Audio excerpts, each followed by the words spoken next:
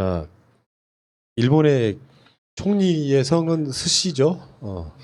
스가니까요. 아니죠. 저는 경상도 그 사투리 중에 네. 그러니까 그 친구나 후배를 부를 때 야이자스가 이렇게 부르거든요. 스가. 예. 아, 그렇구나. 자꾸 그게 생각이 나가지고 야이자 스가. 어르신이던데 이 스가가 나이가 많던데 자꾸 야이자 부를 때. 스가 요시대. 야이자 스가 요시대. 근데 문제는 지금 첫 한일 합의 하나가 나왔습니다.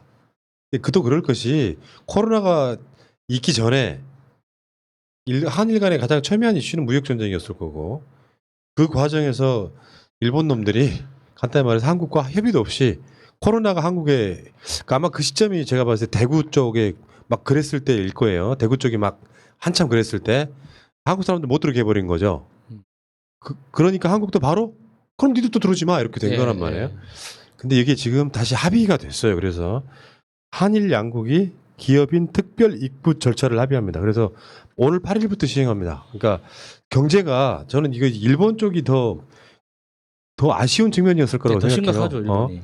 일본 입장에서 이렇게 막아놓으니까 이거 되겠냐 하고 이제 뭐 어차피 스가가 아베 분신이라고는 하지만 뭐 총리가 바뀌었으니까 이 부분에 있어서는 서로 이제 경제인들이 한해서는 예외 입국을 허용해야 되는 거 아니냐 이렇게 뭐 그 합의를 본 것 같아요. 이렇게 할 수밖에 없죠. 지금 이 상태로 그 버티면 버틸수록 일본이 더 불리해지는 것이고 특히나 그 일본 언론에서 드러나지는 않지만 일본 경제계에서 정치권에 대한 압박이 엄청나게 강합니다. 이런 방식으로 가면 지금 일본 경제 자체가 일본 기업들 다 죽으라는 소리냐. 내수는 내수대로 안 돌고 수출은 수출대로 안 되고 이렇게 다 앞도 뒤도 다 막아놓고 도대체 어떻게 먹고 살라는 거냐 하는 그런 압력이 굉장히 심하거든요. 그러니까 굴복하지만 그나마 조금 더 좀 세련되게 나 좀 이렇게 버틸 만큼 버텼다고 좀 이렇게 티낼 수 있는 그런 방법 중에 하나인 거죠. 네. 그러니까 여러분들 기억을 하시겠지만요. 일본과에 있어서 일본이 우리나라 때문에 굉장히 흑자를 봤던 나라예요. 근데 무역 전쟁이 터졌어. 한국 입장에서는 적자를 보던 나라란 말이에요. 그러니까 일본 쪽과의 이 수출입이 적어지기 시작하니까 사실은 한국 쪽을 보면 아까 뭐 서부장 같은 경우 예. 반도체 관련해 갖고 일시적인 타격은 있었지만 그냥 만들어 버린단 말이에요. 한국이. 예. 이 과정에 멍청한 짓을 했다 그랬죠. 그러니까 그 당시 무역 전쟁의 발발은 한국이 설마 무역 전쟁을 일으킬 수 있을까? 그러니까 우리가 전쟁을 일으켰는데 거기 맞상대할 수 있을까라고 던졌어요. 근데 완전 180도 다른 반응이 나왔던 거죠. 그래? 한번 해보자 예. 하고 전쟁이 붙은 거예요. 그 후에 지금 이 코로나 빌미로 해서 더 장벽을 쌓았는데 지금 비즈니스 트랙에 내리면 있잖아요. 뭐 격리 조치 이런 거 없이 바로 경제 활동이 가능하게 지금 서로 협의가 된 거예요. 그러면 이제 그렇다고 해서 일본 살려준다 이런 건 아니고 장관이 바뀌고 나니까 사실상 제가 봤을 때는 아베가 없는 상황에서 스가 내각이 한국과 이제 유화 제스처를 취하는 그런 모양새가 아닌가 싶고 문 대통령 스타일로 보면은 일본이 먼저 꼬리를 내리지 않았으면 이건 저 허락이 안 됐을 거라고 생각하거든요. 그러니까 이게 스가가 그 아베 총리의 관방장관 출신이잖아요. 그러니까 관방장관이라는 직함이 우리나라에 없다 보니까 이렇게 무슨 일을 하는지 잘 모르는 사람이 더 많아요. 그러니까 쉽게 이야기하면 비서실장입니다. 그러니까 우리나라의 국무총리와 대통령 비서실장이 그러니까 각자 다른 권한을 가지고 있지만 실질적으로 정치적으로나 행정적으로 이렇게 그 수행할 수 있는 권력의 범위 이런 것도 사실 그렇게 크게 차이가 난다고 보기는 어렵거든요. 그런데 총리실 전체를 관할하는 그 임무를 가진 사람이 관방장관이거든요. 그러니까 말이 장관이지 아베의 비서실장인 거죠. 그러면 그 아베 비서실장 역할을 할 때 스가가 그러면 아베보다 발언이 그러니까 한반도에 대한 어떤 정책이나 어떤 주장이 더 약했냐 그게 아니에요. 제일 센 사람이었어요. 그러니까 아베의 그 정책을 그대로 계승한다는 이 뉘앙스 자체는 참아주겠다는 거거든요. 스가 입장에서는 절대로 와서는 안 될 새끼예요, 진짜. 갑자기 욕을 하고 그러세요. 제가 욕했습니까? 그러니까. 난 스가라고 생각했는데. 이자스가 요시히데. 예. 이자스가 요시히데. 자, 상황이 이렇게 됐고요. 점점 대한민국 위상은 높아지는 것 같다 이런 생각이 들어요. 예전 같으면 일본이 한국하고 굳이 뭘 하려고 했겠어요? 서로 막아놨는데 일본 그러니까 이 과정은 일본이 먼저 아쉬운 소리를 했을 거고 그렇지 않으면 불가능한 상황이에요. 했을 거고 한국이 그걸 받아줌으로써 경제 교류에 있어서는 예외를 인정하자. 추가로 격리하지 말고 바로 각 나라 들어와 가지고 경제 활동하게 하자. 물론 이 사이에 입국할 땐 다 철저히 검사를 하겠죠. 예. 현실적으로 발열 검사뿐만 아니라 당장 그게 가능할 거예요. 그러니까 지금 그 코로나 관련한 검사 받으면 금방 바로 나오잖아요. 예. 그렇게 검사해서 음성이면 경제 활동 가능하게 할 겁니다. 자, 그 가운데서 재밌는 보도가 하나 나왔었죠. 짐 노저스 세계적 투자가입니다. 제가 제일 친해지고 싶은 분 중에 하나죠. 왜냐? 이 사람은 한국을 좋아하고 일본을 싫어합니다. 예. 짐 노저스가 한 말이 있어요. 일본의 쇠퇴는 필연적이다. 그도 그럴 것이 어제 우리가 엊그저께 한 방송에서 세계 디지털 경쟁력 세계 1위 미국인데 한국은 8위. 예. 나머지 그 사이에 들어있는 나라들은 정말 작은 나라. 예. 일본은 지금 27위 정도까지 밀렸거든요. 그 쇠퇴는 필연적이고 100년 뒤에는 없어질 수도 있다. 이런 표현을 했어요. 이분은 내가 봤을 때 외할머니가 한국 사람 아닌가 싶은 생각이 들어요. 근데 짐 로저스뿐만 아니라 그러니까 지정학이라고 하죠. 지리와 정치, 지리적인 위치가 정치적으로 어떤 영향력을 미치는지 연구하는 사람들의 공통적인 견해입니다. 네. 그러니까 일본에 대해서 공부하면 할수록 정말 신기한 나라예요. 자, 최근에 알게 된 가장 충격적인 사실은 지금 일본의 헌법 있죠. 미국이 써준 거예요.